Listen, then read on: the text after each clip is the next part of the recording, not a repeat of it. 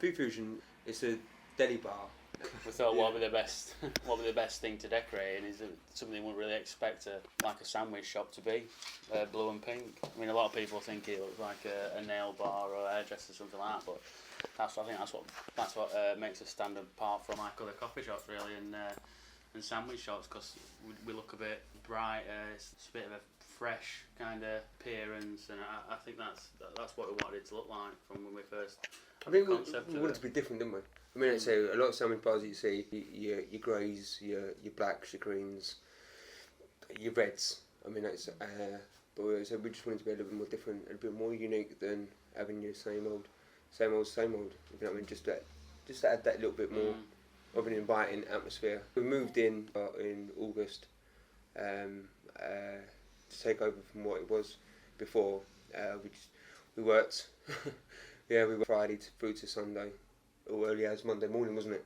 We took over to paint it, to strip it, to take everything off, to do the floors, to do the cleaning, to do the grills. Everything.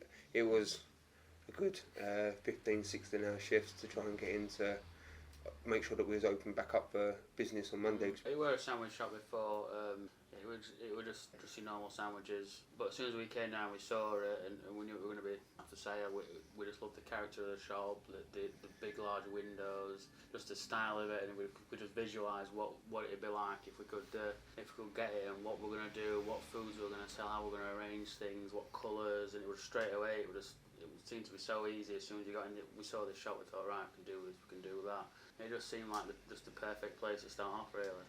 When I went to college, it was all dreams, and then when I came out of college, I had my first little break in coming out into the Savoy and the Ritz, but it was not what I anticipated it to be. It was a lot harder work. I mean, I take my hat off to the chefs that can do it. It was a lot harder than what I wanted it to, that I visualised it to be, but I stuck up it and stuck at it. I tried to be the best chef I could, so just try and progress and chase the dream, I suppose.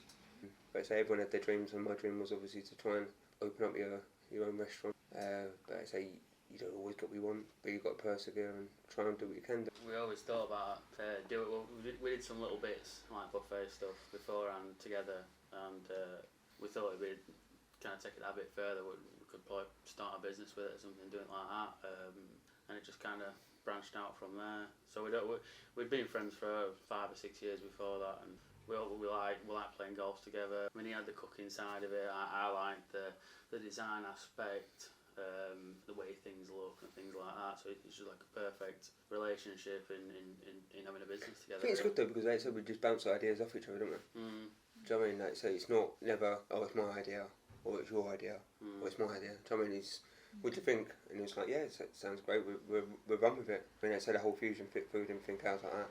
It was just an idea that you just come up with and turned and said, what do you reckon we'll put this and that together?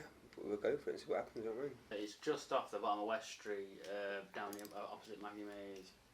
Pretty much here from the back of the city, right in the Trippet Lane.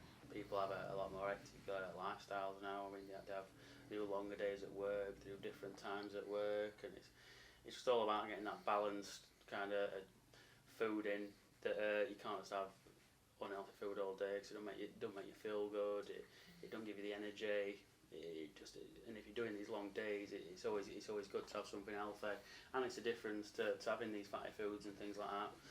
It's worth a try. I mean, us developing these smoothies and these salads, I mean, really opened my eyes to how certain things how certain vegetables can complement certain fruits. And I mean, I've tried things I wouldn't normally try, because I don't really eat that much healthy, but trying these... Avocados, I've never...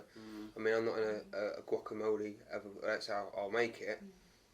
I wouldn't try it, do you know what I mean? But putting an avocado in a smoothie, and I'll sit down, I drink it all day long. You know what I mean? It's just something that's really, really nice. And I think it's good though, because we can add it up, can't we? You know what I mean? It's not a set thing that we can turn around and say, we can't do. I mean, like, so we listen to the customers and turn around and say that what they like. All our food is prepared fresh, and it's just as salads, as fruit pots, as smoothies and juices and things like that. It's all done fresh. So it's really nice. We took on an apprentice when we first opened it up. It was a case of like, we wanted to do what we wanted to do, but we needed someone that was going to run with our ideas. So we took an apprentice on called Ben, and he, like I say, he's a really, really good, talented chef. Just polish him up around the edges and that, but he makes some really good food, doesn't he? I mean, for someone who's only 19, he's like I say, there's a lot of promise that he can evolve and, like I say, be a good chef, like I said, with the food that he puts out. It's, like I say, it's really, really good. So, like I say, with all of us working together, it builds up, like I say, really, really builds a good team. Actually doing these smoothies, it's like I had the idea of what I wanted to do it and what kind of colours and what I wanted in them. It was just getting the right amount of ingredients and then redoing the recipes, and it was so like it took up a lot of time. Yeah, but 2 weeks. Yeah, I'd probably say over a month it took us to do some of them, and it was so difficult. And you think, oh, I've got too much of this, too much of that. And you got to think about ripeness of fruit. Have you got it at the right time of year? You can't use certain things at some time of year, like your berries and your strawberries. You're best off doing it in the summer. And there's a lot of variables with it when you're making it. But I do like I like the breakfast one, which is coconut milk, low fat yogurt, banana, pineapple.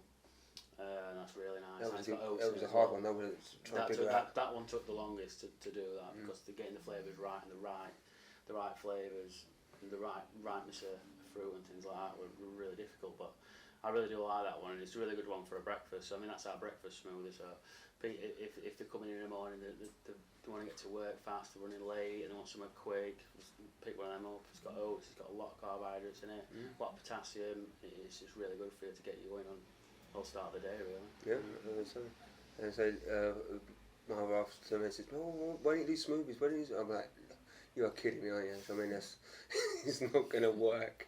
And she said, "Well, give it a go." And I'm like, "Look, listen, it's not really my expertise. I mean, I can't really use anything like that. I mean, like you say, then we've got a smoothie maker in now, a juicer, and like you say, Doug was in his element. I mean, it was unbelievable the concoctions he was coming up with. Try this, Dan, try this. I'm like, oh, do I have to? And then then we walked away with having the carrot one, and then I walked away with having the avocado one. Then you did the Valentine one, special one, didn't you? Yeah, we had a Valentine's one, which were pineapple juice, vanilla yogurt, raspberries and strawberries, a pack full of zinc. Really good that one. So well done that one. Yeah, we'll be doing a lot throughout the year for certain promotional things. I mean, when we get further into summer, there will be a lot more flavours and a lot of different kind of styles of the fresh juices and smoothies. As we get into like the warmer ones, we might get, a bit in England, but yeah, we'll be pushing a lot more exotic kind of flavours going into like the summertime, things like that. It was a dream at the start. It was in the pipeline. It was just like, oh, what do you reckon we could do this for? What do you reckon we could do that for? What do you reckon we could do this? I mean, it went from one thing to another to one thing. It was never set in stone what we wanted to do, but it was to try and have a sandwich bar as your base and try and take it from there. And so I want to push for buffets and to take over the catering for as much of Sheffield as possible. What you asked for, we can try and supply. So we want to try and do as much as we can to the general public, I suppose, isn't it? Do you know what I mean? Obviously, we want more shops. Obviously, we want more money. Great, but it is trying to give the general public a bit of everything. You know what I mean? Yeah, it's giving it something different. So it's somebody walking to.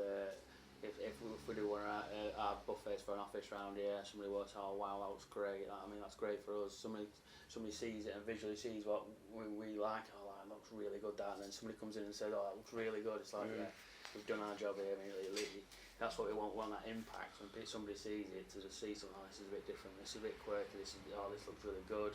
I really like this, and it's a lot different to what I'd expect than just like a few trays of sandwiches stuck on a table.